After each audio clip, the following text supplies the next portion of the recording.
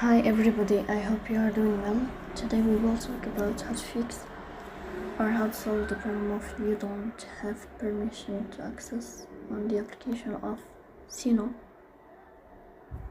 We click on settings. In this page, we click on apps, default apps, app settings. In this page here, you will click in this sign. You will search about Suno. Then we click on first stop and you will click OK. Here you will click on storage.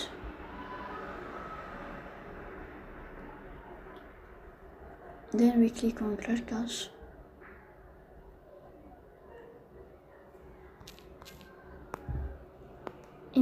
So please don't forget